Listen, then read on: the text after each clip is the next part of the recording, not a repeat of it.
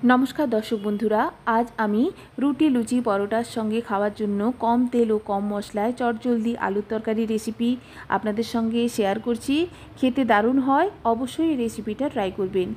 कड़ाईते दिए दिएछि 2 चामच मतो सादा तेल, दिए दिচ্ছি 2 आधखाना करे शुकनो लंका, दिए दिচ্ছি हाफ चामच मतो पाँचफोड़न और हाफ चामचेरो कम परिमाण गोटा जिरे फोड़न। फोड़न थेके सुंदर गन्ध बेरिये एले दिए दिচ্ছি काश्मीरी रेड चिली पाउडार, एते करे तरकारिर कालारटा खूबই भालो आसबे। दिए दिচ্ছি हामानदिस्ताय हाफ चामच मतो থেতো करा काँचा लंका और आदार पेस्ट। काँचा लंका और आदाके हामानदिस्ताय থেতো करेই ऐड करছি। এইভাবে থেতো করে ऐड করবেন। হালকা করে ভেজে নিয়ে ऐड করে দিচ্ছি পরিমাণ মতো হলুদ।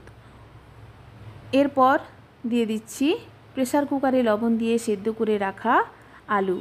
आलूके डुमो करे केटे प्रेसार कुकारे दुटो सीटी दिए सेদ্ধ करे निয়েছি। সেই সেদ্ধ করা আলুই অ্যাড করছি।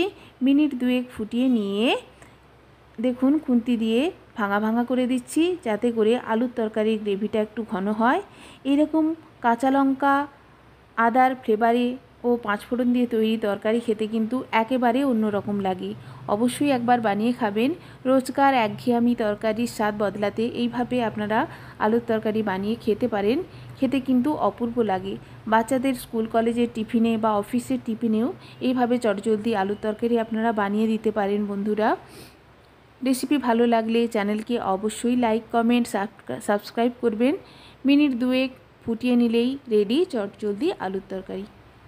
রেসিপি ভালো লাগলে অবশ্যই আমার চ্যানেলকে সাবস্ক্রাইব করার অনুরোধ রইল।